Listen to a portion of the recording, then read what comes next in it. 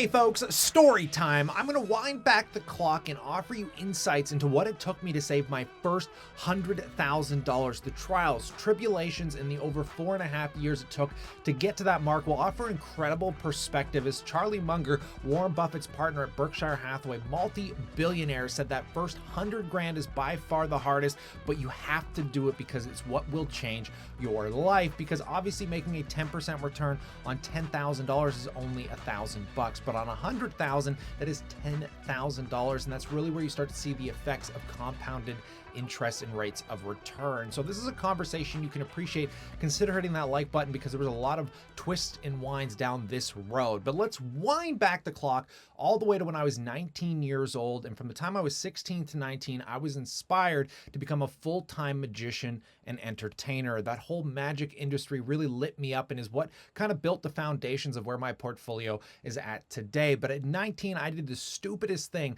that not even Dave Ramsey would advise you to do, and that was take out a $23,000 loan off my mom's line of credit to get my magic career off the ground. And that was by far the hardest and stupidest thing I ever did. It took me 3 years from the time I was 19 till about 22 to 23 to pay that off. And after going through that headache, that hard work that set up my career, I asked my mom, I remember sitting down with her on that last kind of payday saying, oh, it's already paid off. We're done. Finally.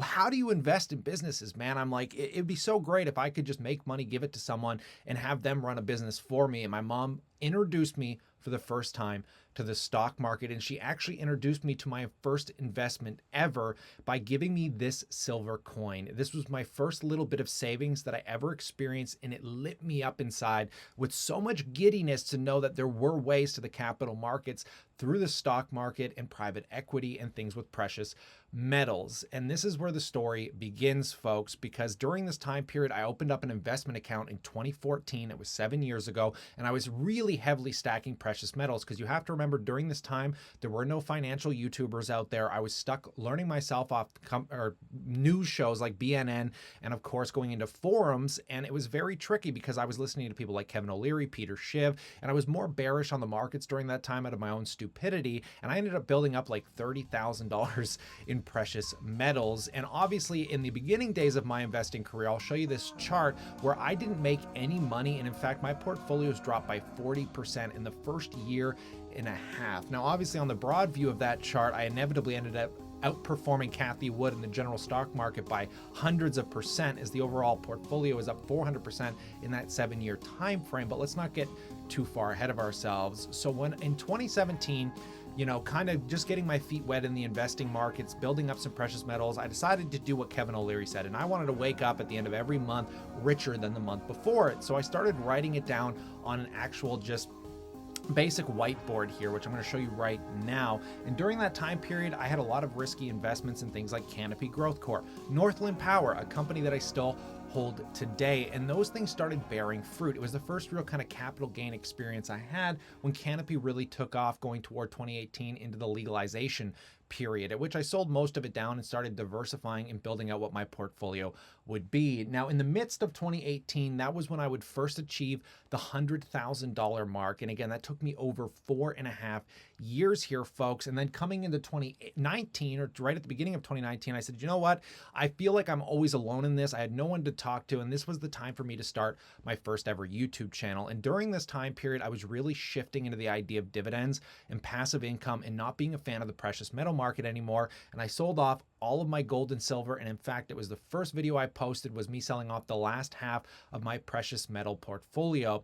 And basically, guys, at this time, I took a loss on the precious metal market. And in 2014, gold was worth about $1,400 an ounce. It was continuing to decline. And obviously, I would have made a good return if I held on, but I made a much better return putting it in the market. So that's when the YouTube channel really started to kick off, and I started getting my feet wet with putting myself out in the public during this period. And going back to that chart, guys, this is where my life would in generally change forever, because in that time period, you might remember Trump tariffs, the China war, lots of volatility in the market, leading up to me investing into Tesla, Apple, some incredible stocks that really propelled my portfolio to being worth $130,000 by the end of 2019, coming into 2020.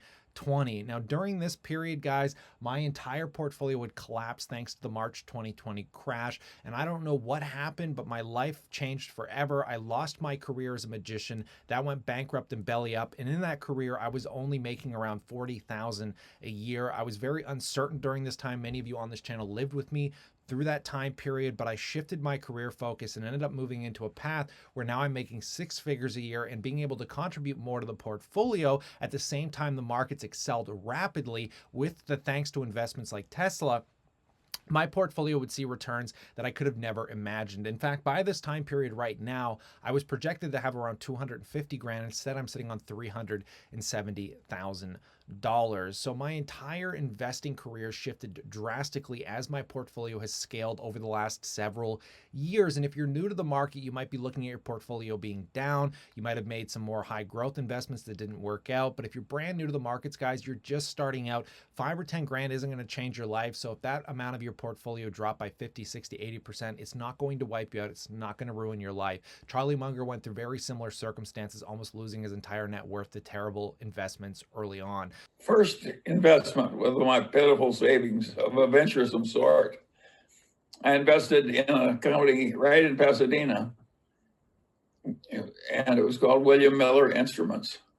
And I damn near lost all my money. It was hell on earth. We just barely squeaked out with a substantial outcome. But I'm hoping this will allow you to see the broader view perspective of this doesn't happen overnight. This has taken literally 7 years after watching my accounts drop 40%, constantly changing perspectives from gold assets to just stock market investing with dividends and passive income. And now I'm sitting at a point, guys, where in those early days when I first started documenting my dividends in 2019, I was only making $3,500 in annual dividends. Skip from 2019 into 2020, 2021, and 2022. Now I'm making over $10,000 in annual dividends. And this portfolio at this point, guys, will compound into the rest of my life. Getting to that first 100K is literally life-changing, and it's something that you're really going to have to fundamentally and just generally in mental capacity learn to be frugal, learn to delay gratification and push luxuries off to later in your life. And it's probably one of the hardest things most people are going to have to go through, but it will literally